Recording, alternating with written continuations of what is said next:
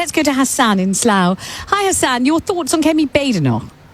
Hello, Vanessa. Hello. Yes, my thought is I've been a Tory for 34 years, since 1992, and I did stand for Parliament in 2005, so you can imagine I've seen a lot of leaders come and go. Yes, quite. In the last I've been fortunate enough as a member to vote for the last two leaders. So I voted for Kemi Badenoch last time, and I voted for Rishi Sunak previously. Yeah. And I think Kemi was almost written off last year, but I think her decisiveness is coming through. And I've always felt since 1996, when you may remember, we had a problem within the Tory party about Europe and the daggers against John Major, the internal warfare. Yeah. I've always felt that we need a bit of discipline within our party, and I think Kemi Badenoch is actually providing that discipline where we need to be. How is she doing that? If you feel the Tories need discipline, how is she providing it? What does she do that disciplines the party?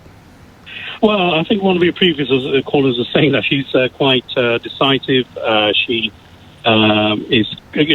she may appear to be belligerent, but that's her character. Sometimes you need to be a bulldozer to put people in check, and I think that's going to help. And I certainly want her to be our next Prime Minister, and I'll do what I can to help. Although I'm not in political office, trying to get back in, and when I do, then I will help. If she does become Prime Minister, then she'll be the fourth woman Prime Minister and the third ethnic Prime Minister the British has had. And I'll be proud to say that the Conservatives are the only party that actually did deliver that. So let's hope that happens. All right. So you're backing Kemi. You voted for her in the first place, and you think she's delivering, and you think in her slipstream comes the party in a way. Yeah, exactly. And I think you did ask enough question before about, well, you've got the optics, so the optics are there. Yeah. She's getting traction in the polls, etc., respect. Yeah. And, of course, I've always held the view that policies, we've always had very good policies, which, we do need to implement. So we had policies that Labour could only dream of, okay? So Name one.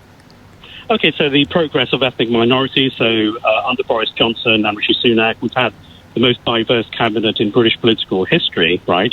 And also wealth creation, where the council house right to buy, that started from Margaret Thatcher, and I think George Osborne under David Cameron did implement that as well, where poor people can become rich, and that's a phrase you'll never hear from the left.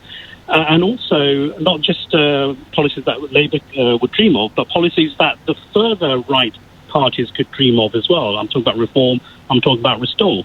So, again, going back to 2005, when Michael Howard was our leader, and that's when I stood for Parliament as well, you may recall that there was a bit of a debate and controversy around the reception centres that were being proposed by the Tories, where asylum seekers could be housed there separate from communities, but they do get education, healthcare, etc., and then a decision would be made what to do with them. They'd be separate from the communities.